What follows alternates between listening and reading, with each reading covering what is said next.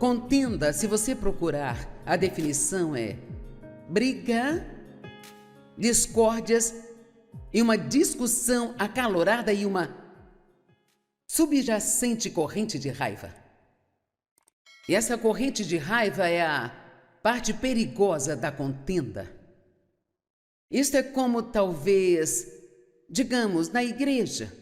Eu me lembro de ir à igreja com meus amigos aos domingos, saíamos e tomávamos café da manhã depois da igreja e levávamos o pastor para almoçar. Eu gostava disso. Eu não sabia de nada na época. Eu ia à igreja, mas eu não vivia para Deus. Realmente creio que era nascida de novo, mas simplesmente não sabia de nada. E sabe, não importa o quão nascido de novo você seja, se não sabe nada, as pessoas perecem por falta de conhecimento. É por isso que é tão importante que você leia bons livros e ouça boas pregações, ungidas e verdadeiras. A Bíblia diz que nos últimos dias as pessoas terão coceira nos ouvidos e procurarão por aí até encontrar alguém que esteja dizendo o que elas querem ouvir, não necessariamente o que precisam ouvir.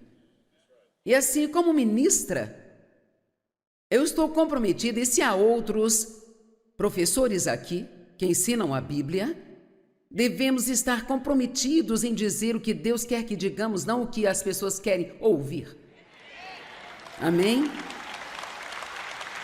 E você pode ser um docinho para alguém de vez em quando, mas, na verdade, eu prefiro que você não goste de mim por um tempo do que Deus não aprovar o que eu estou pregando como sua representante. Amém? Estamos vivendo tempos muito perigosos e a Bíblia nos diz muito claramente como tudo seria, sabe? E o que a Bíblia diz em Timóteo é exatamente o que está acontecendo agora. E um dos sinais do fim dos tempos, em Mateus 24, é que muitas pessoas serão ofendidas e elas cairão. E o amor do grande corpo de pessoas se esfriará por causa de toda a maldade e iniquidade multiplicadas na terra. Então, nós temos que manter nossa mente, nosso foco no que Deus quer que façamos, não no que está acontecendo no mundo. Mas essa corrente de raiva e de conflitos é o que é tão perigoso. E sabe, digamos, por exemplo, que você vá a uma igreja, talvez, faça parte da equipe de louvor, mas há alguém que não gosta do líder de louvor. A pessoa acha que tem uma voz melhor do que a do líder, e assim eles ficam... Esse aí não canta nada com essa vozinha de taquara rachada. E então, se alguém aceita isso, eles acrescentam um pouco, comentam com outra pessoa e elas adicionam um pouco mais. E aí, a cada pessoa que você conta, ela aumenta um pouco e tudo vai ficando mais e mais distorcido. Mas todos estão agindo como se estivesse tudo bem. Isso é muito perigoso. Vire-se para o seu irmão e diga que você o ama com o amor do Senhor. E sabe o que fazemos? Porque eu já fiz isso, você vai na direção de alguém que não gosta e você se vira e vai em outra direção. Nós vamos à igreja com pessoas de quem estamos com raiva o tempo todo. Mas nós temos que parar com essa ira e valorizar a paz, nos humilharmos debaixo da poderosa mão de Deus. E então esperar que Ele nos exalte, nos levante, amém? Você não precisa tentar provar que está certo. Jesus nunca, nem uma única vez, tentou provar a alguém que ele estava certo sobre qualquer coisa. Não importava o que dissessem, ele dizia, pensem o que vocês quiserem. Então, se você sabe quem você é e sabe de quem você é,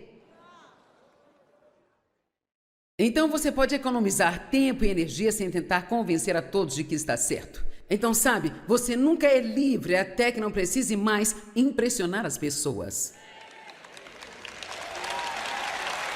Amém? Então, esta foi a mensagem para este fim de semana. Eu já fiz isso demais. E eu definitivamente não vou fazer isso mais aqui hoje. Então, Pai, eu oro para que você me ajude a dizer as partes que são as mais importantes para eles ouvirem hoje, em nome de Jesus. Agora, Provérbios 17:1 diz: melhor é um pedaço de pão seco com quietude do que uma casa cheia de banquetes com contendas. Então, não importa o que você tenha, você não tem nada se não tiver paz. Vou dizer novamente, não importa o que você tenha, não importa o que eu tenha, nós não temos nada se não tivermos paz. A paz é maravilhosa. Sabe, eu amo as primeiras horas da manhã, levanto cedo, gosto de levantar às 5 da manhã, tomar o meu café, ir e sentar, gosto de sentar no escuro e falar com Jesus. E às vezes eu apenas sento lá e amo a quietude. Os que esperam no Senhor renovarão suas forças, subirão com asas como águias, correrão e não se cansarão, caminharão e não se fadigarão. Você está cometendo um erro se não passar um tempo tranquilo com Deus. Eu disse, você está cometendo um erro se não passar um tempo tranquilo com Deus. Amém? Nem sempre você precisa estar falando, nem sempre precisa estar fazendo algo. Às vezes apenas sentar e ficar quieto é como cura para a sua alma. Vivemos no meio de um mundo tão barulhento hoje, sempre tem que ter algo acontecendo na TV, o rádio tem que estar ligado, tem que ter música. Temos que ter o telefone por perto, Deus nos livre, alguém pode ligar e o mundo acabaria se não tivéssemos lá para atender. Então precisamos realmente valorizar a paz, precisamos mudar o que precisamos mudar para termos a paz. E eu tomei uma decisão, acho que agora faz uns 25 anos, que eu iria ter paz. Eu estava muito cansada disso, sabe? Eu ficava brigando e discutindo e tentando me virar e só discutindo sobre coisas bobas a vida toda. Meu pai abusou sexualmente de mim, então eu comecei com a raiva e a culpa. E a obra que Deus fez em minha vida é nada menos do que um milagre. E alguém me perguntou recentemente, qual foi o último milagre que você viu? Eu disse, quer saber? Estamos confusos sobre o que é milagre. Acho que o maior milagre, e eu vejo isso o tempo todo, é Deus transformando uma pessoa. Mudando-a completamente. Agora, o meu pai era um homem abusivo, ele era muito maldoso. E sabe, foi horrível morar numa casa com ele. E eu não tenho tempo para entrar em detalhes, mas finalmente, aos 83 anos de idade, ele me pediu perdão pelo que ele fez comigo quando eu era pequena e eu perguntei se ele queria ser salvo. Então Dave e eu oramos com ele e ele nos pediu para batizá-lo, o que fizemos 10 dias depois. E eu posso te dizer que ele tinha uma boca suja, sabe? Ele cuspia e falava palavrões o tempo todo, mas eu nunca o ouvi falar um palavrão depois disso. Nenhuma vez. Ele foi totalmente mudado. Agora, ele não tinha muito conhecimento. Então não vou dizer que ele virou um homem perfeito, mas ele ficou mais doce, ele ficou mais agradável, e eu realmente vi uma mudança definitiva nele. E para mim, ver Deus mudar uma pessoa é o maior milagre que podemos ver. Sabe, Jesus disse que vocês não só farão as obras que eu faço, mas obras maiores vocês farão. E por muito tempo eu não entendi isso. Como poderia alguém fazer algo maior do que o que Jesus fez?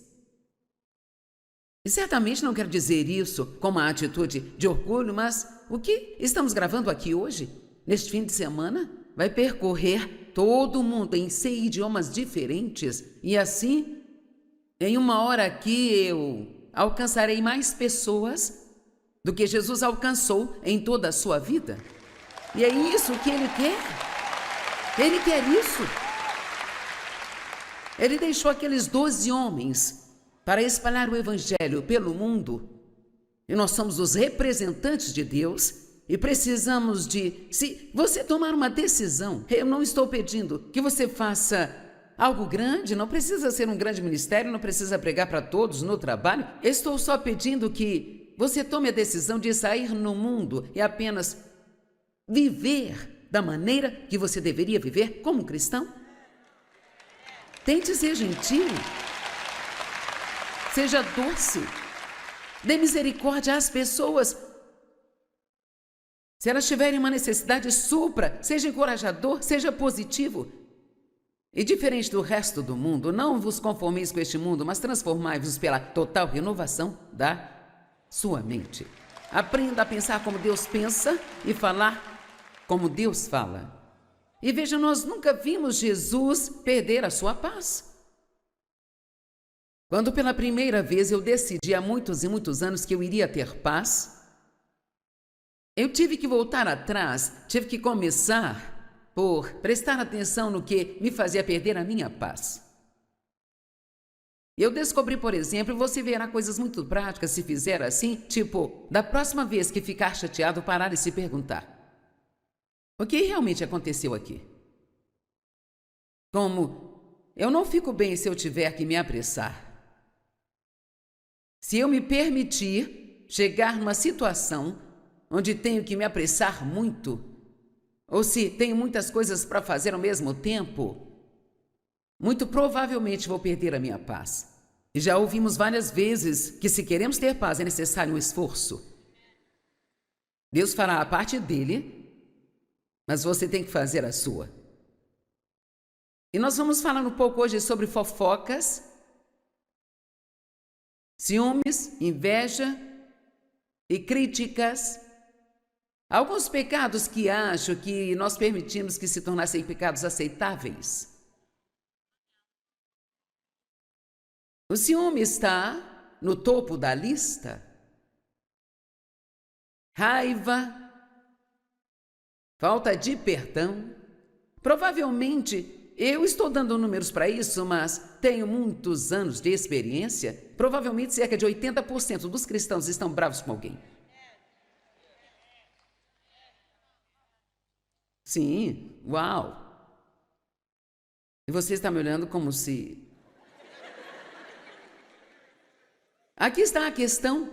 Você nunca tem justificativa. Você nunca terá justificativa para a falta de perdão.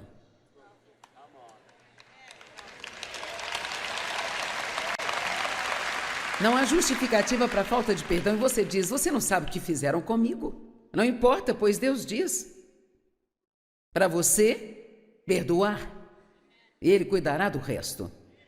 Mas Deus não poderá trabalhar em seu favor se você ficar segurando a falta de perdão contra alguém. Agora, o perdão não é um sentimento. O amor não é um sentimento, é uma decisão sobre como você vai tratar alguém.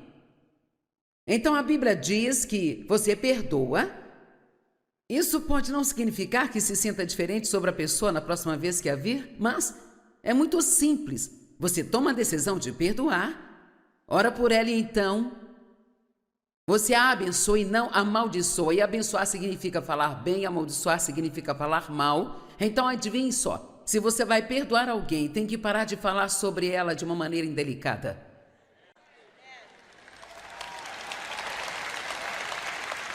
Agora suas palmas estão ficando um pouco fraquinhas, hein?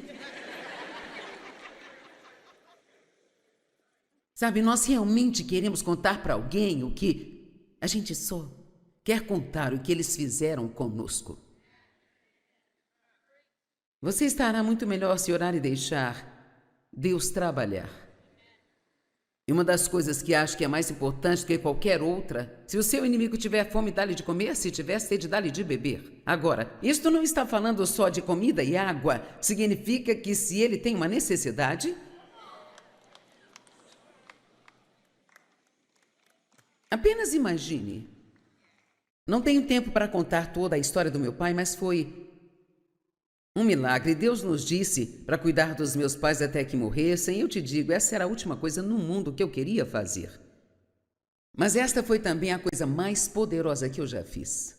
Provavelmente não havia nada que fizesse que ferisse mais o diabo do que isso.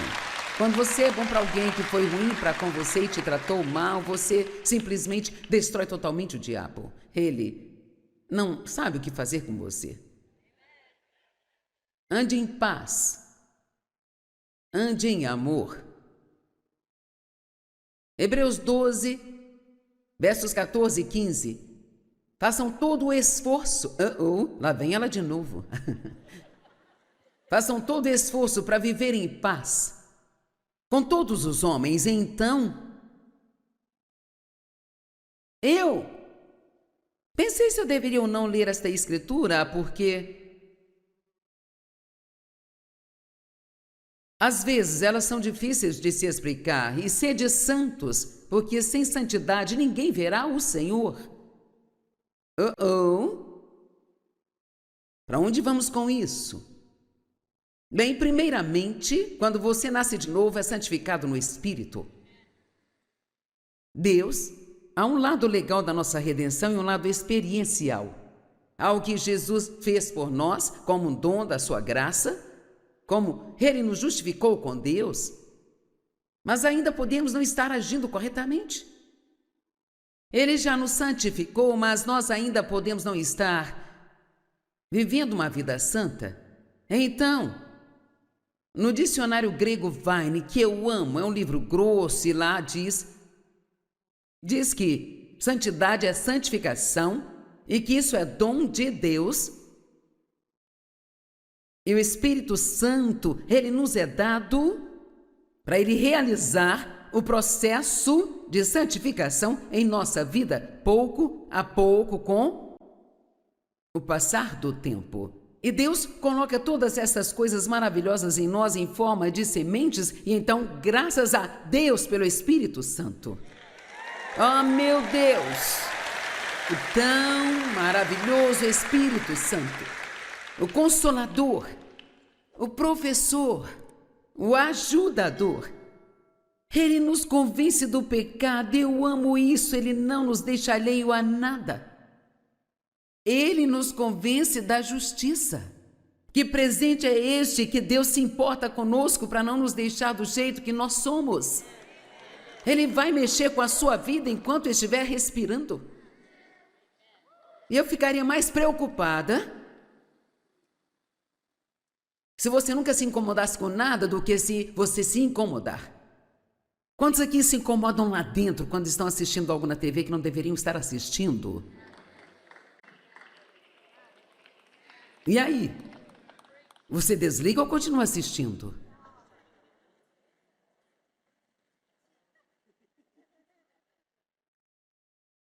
Sim, eu estou quieta de propósito. Eu passo pela mesma coisa. Você está interessado em uma série, quer ver como ela termina? Então você começa a arranjar desculpas para as coisas. Então a gente vai e faz aquilo que dá na telha. E então o que acontece? Sempre ficamos arruinados no dia seguinte com a culpa. Eu não quero mais viver desse jeito. Eu não preciso saber como a série termina. É só... tchau. Vou para outra coisa. Eu tenho que ter paz. Não quero perder um dia inteiro me sentindo culpada porque eu tinha que ver a última cena daquela coisa. Ok, bem, o que é santidade? Eu não quero que você pense, sem santidade ninguém verá o Senhor, isso significa que eu não vou mais para o céu. Mas santidade significa dedicado e consagrado a Deus. Uma pessoa santa, ela é uma pessoa dedicada ao serviço de Deus e que é moralmente e espiritualmente excelente. Então, santidade, obviamente, tem a ver com o nosso comportamento, mas, acima de tudo, tem a ver com o coração. Porque até que o coração esteja certo, seu comportamento nunca mudará. Quando você fica realmente comprometido com Deus, sabe, totalmente comprometido. E veja, na verdade, foi isso que aconteceu na minha vida. Eu nasci de novo quando eu era criança. Não por causa dos meus pais, eles nunca me levaram a lugar nenhum, mas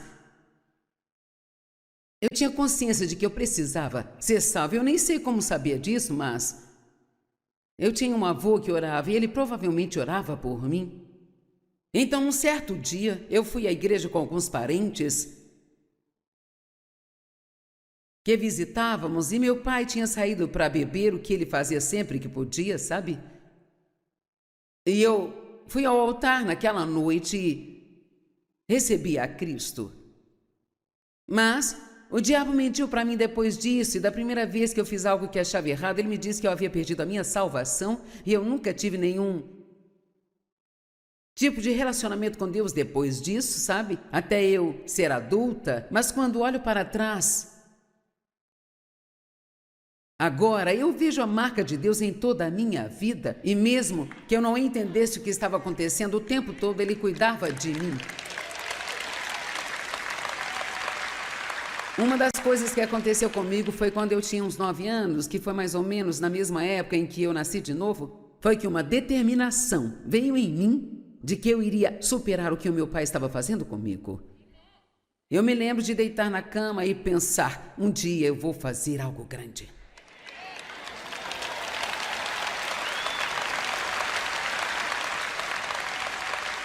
E Deus coloca isso em você. Deus coloca isso aí dentro de você. Então passei a ser uma pessoa da igreja, bastante legalista e religiosa, julgando, criticando, fofocando, fazendo todas essas coisas. Eu não saí roubando uma mercearia e nem matei ninguém, mas eu tinha muitos pecados aceitáveis na minha vida. Então, em 1976, houve um grande derramamento do Espírito em todo o mundo. Alguns o chamam de movimento carismático, outros chamam de vários nomes, não importa o nome, sabe? O Espírito Santo estava tocando as pessoas em todas as denominações, em todas as partes do mundo. Eu fui batizado no Espírito Santo dentro do meu carro e eu estava clamando, Deus, algo está errado, tem que haver mais do que isso, tem que haver mais na vida do que isso, porque eu só ia à igreja, ia para casa e não mudava, ia para a igreja, ia para casa e nada mudava. E não deveria ser assim. Eu não tinha uma fome real por Deus. Eu amava Deus, mas eu não o amava de todo o coração. Eu precisava assumir um compromisso mais forte. E depois que Deus me tocou, e você sabe que não adianta nem tentar explicar o que eu quero dizer com isso. Se Deus toca você, você sabe disso. É tipo, o que aconteceu eu não sei. Deus apareceu. Eu senti como se eu estivesse bêbada de amor por cerca de 3 dias. As pessoas têm experiências diferentes ou você não tem nenhuma experiência, mas eu literalmente senti como se eu estivesse bêbada de amor. Eu não era uma pessoa muito amorosa. E então, sabe, eu achava até as ervas daninhas lindas, porque foi Deus quem as fez. Sabe, eu jogava boliche nas noites de sexta, e numa sexta à noite, quando isso aconteceu comigo, e me lembro de um rapaz dizer, Joyce, o que está acontecendo com você?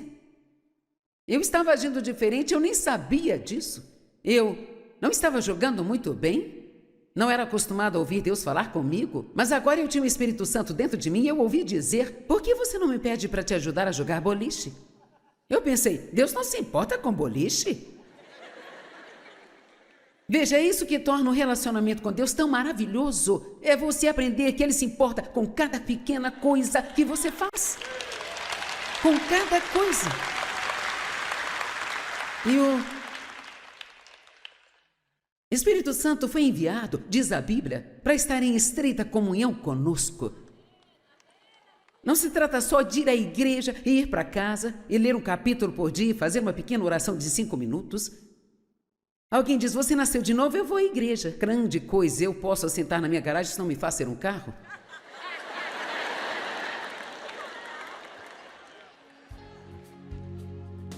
Mas depois desse toque de Deus, sabe, eu levei a sério a minha caminhada com Deus e eu tenho levado isso a sério desde então. E quando você levar a sério sua caminhada com Deus, você vai começar a mudar.